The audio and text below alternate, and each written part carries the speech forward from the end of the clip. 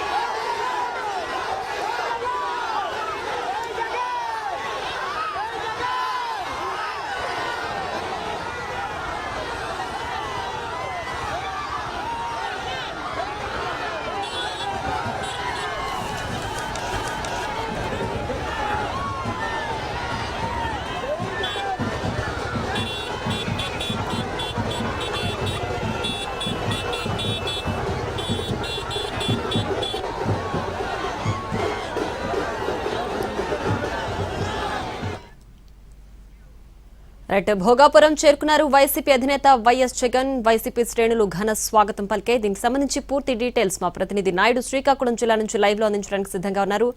నాయుడు, ప్రస్తుతం అక్కడ ఏంటి పరిస్థితి?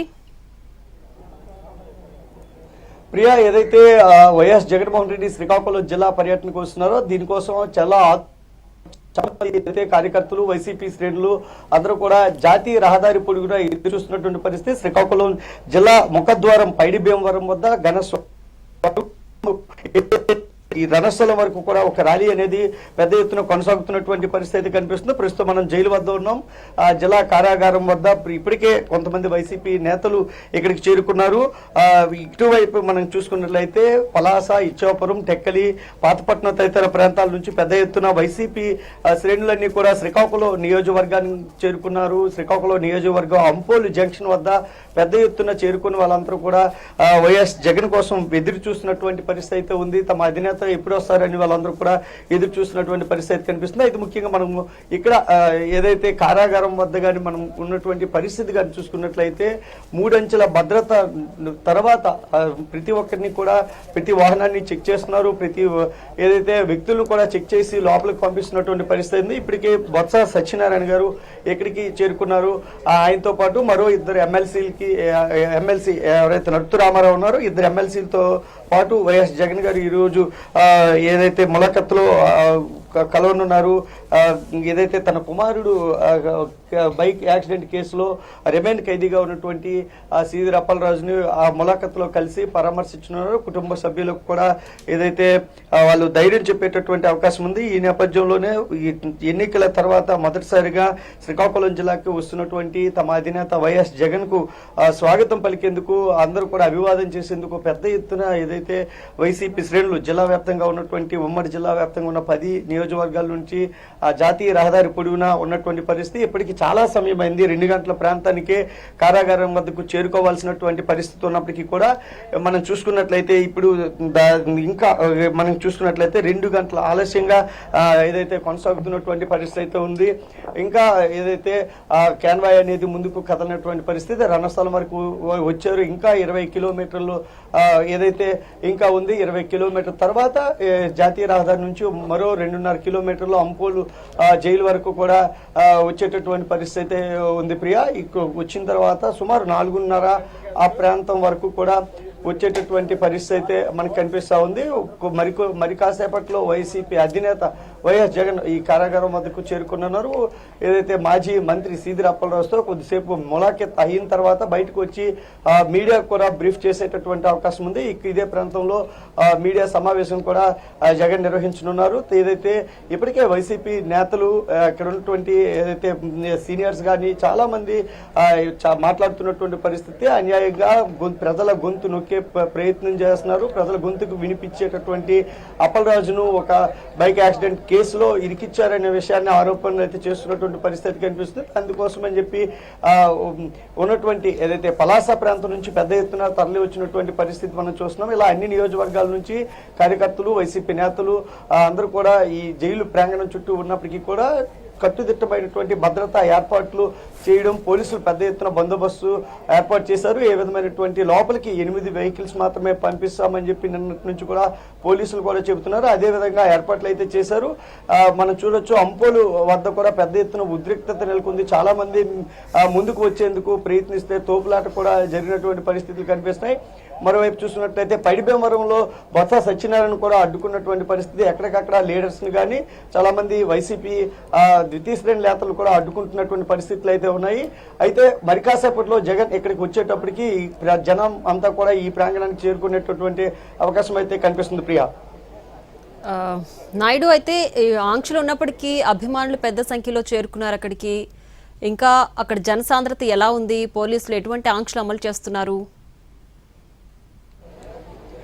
నిన్న ఏదైతే శ్రీకాకుళం జిల్లా ఎస్పీ మహేశ్వర్ రెడ్డి స్పష్టం చేశారు, తమకు కేవలం ములాఖత్ కోసం మాత్రమే అనుమతి కోరారు, ములాఖత్ మాత్రమే మేము పర్మిషన్ ఇస్తున్నాము, ఎలాంటి సభలు సమావేశాలు ర్యాలీలు నిర్వహించడానికి వీలు లేదు అని కూడా చెప్పడం జరిగింది. అయినప్పటికీ కూడా ముఖ్యంగా ఏదైతే ఒక మాస్ ఫాలోయింగ్ ఉన్నటువంటి ఏదైతే జగన్ రాకతో మొత్తం రోడ్లన్నీ కూడా జనసంద్రంగా మారినటువంటి పరిస్థితులు చూస్తున్నాం. ఎక్కడికక్కడ కూడా మనం చూసుకున్నట్లయితే జనం పెద్ద ఎత్తున వస్తున్నారు. మనం ఏదైతే వస్తున్నటువంటి జనాన్ని అభివాదం చేస్తూ ముందుకి క్యాన్వాయ్ అయితే కదులుతున్నటువంటి పరిస్థితి. క్యాన్వాయ్ కూడా చాలా ఏదైతే స్లోగా మూవ్ అవుతున్నటువంటి పరిస్థితి అయితే మనం చూస్తున్నాము.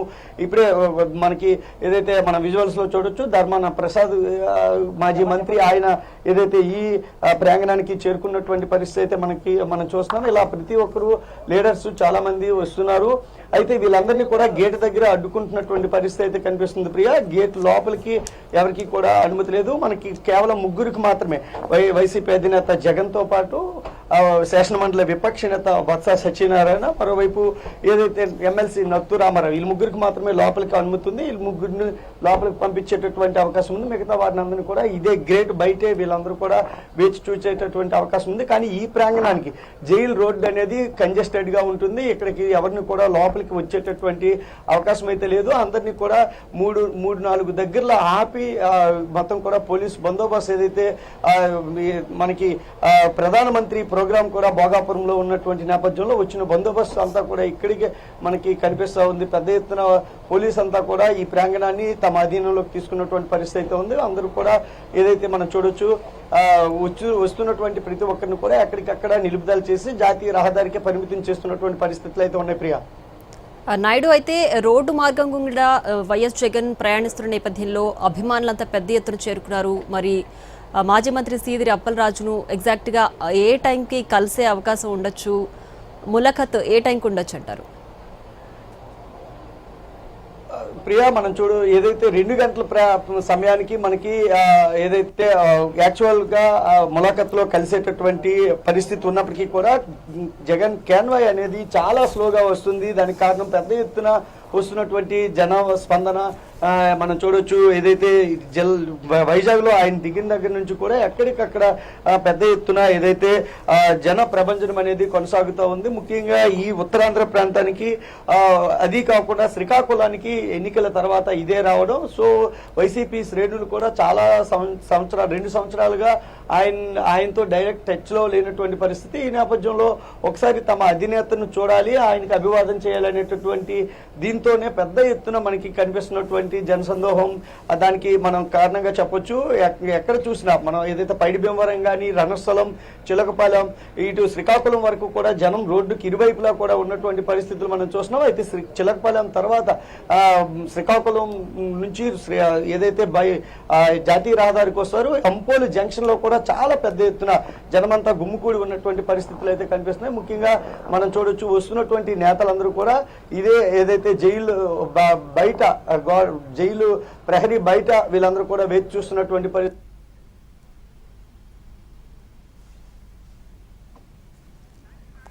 Right Naidu, thanks for the updates.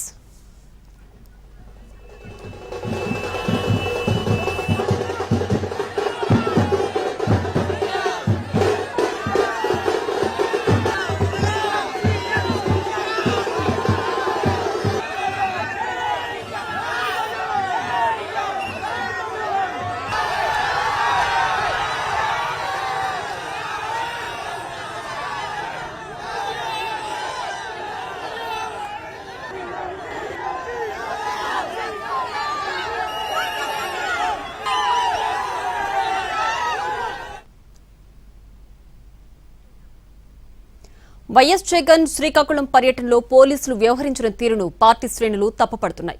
అభిమాన నేతను కూడా కలవనీయకుండా అడ్డుకోవడం ఏంటని ప్రశ్నిస్తున్నారు. అభిమానులు స్వాగతం పలుకుతుంటే ఎందుకు ఈ ఆంక్షలని ప్రశ్నిస్తున్న వైసీపీ రాష్ట్ర మహిళా అధ్యక్షురాలు వరదు కళ్యాణితో మా ప్రతినిధి వెంకట్ ఫేస్ టు ఫేస్.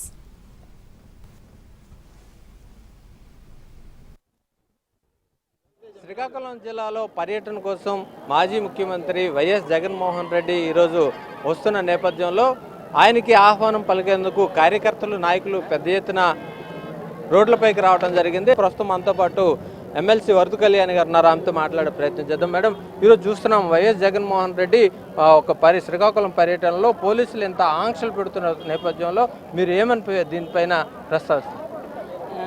ఇది చాలా ఘోరం అండి. ఎందుకంటే ప్రభుత్వము అలాగే పోలీసులు జగనన్న పర్యటనకి అడుగడుగునా కూడా ఆంక్షలు విధిస్తూ ఉండే పరిస్థితి. కనీసం ఆటోలను కూడా వదలట్లేదు సరికదా, 2 వీలర్స్ని కూడా వదలని పరిస్థితి. బస్సు ఎక్కొద్దాం అనుకున్న కార్యకర్తలు లేదా ప్రజలను కూడా అడ్డుకుంటూ ఆపేస్తూ ఉండే పరిస్థితి. అడుగడుగును కూడా బారికేడ్లు పెట్టేసిన పరిస్థితి చూస్తూ ఉన్నాం. నిన్న ఎస్పీ గారు చెప్తూ కేవలం క్యాన్వాయ్లు 8 వెహికల్స్కే పర్మిషన్ ఇస్తారంట. జగనన్న అంటే జనప్రపంచం, అతను వెనక తరలి వస్తారు. 8 వెహికల్స్ అంటే ఎందుకు ఆపడానికి ప్రభుత్వం ప్రయత్నిస్తూ ఉంది, ఎందుకు ప్రభుత్వం భయపడుతూ ఉంది అని నేను అడుగుతున్నా. ఒక అక్రమ కేసు పెట్టి మా మాజీ మంత్రిని అరెస్ట్ చేయడం జరిగింది. ఈ కేసు విషయంలో అసలు మన రాష్ట్ర చరిత్రలో కానీ దేశ చరిత్రలో కానీ ఎప్పుడు మనం చూడం. ఒక రోడ్డు యాక్సిడెంట్ కేసుని హత్యాయత్నం కేసు కింద హత్య చేసినట్టుగా కల్పబుల్ హోమిసైడ్స్ సెక్షన్స్ కింద కేసులు పెట్టడం మనం చూసాం. ఎంత దారుణంగా కేసులు పెడితే దాన్ని అంతేకాకుండా కొడుకును అరెస్ట్ చేయడమే కాకుండా తండ్రిని కూడా అరెస్ట్ చేయడం అనేది మనం ఎక్కడా చూడం. ఇది అక్రమ కేసు అనే విషయం మనకు స్పష్టంగా అర్థమవుతుంది.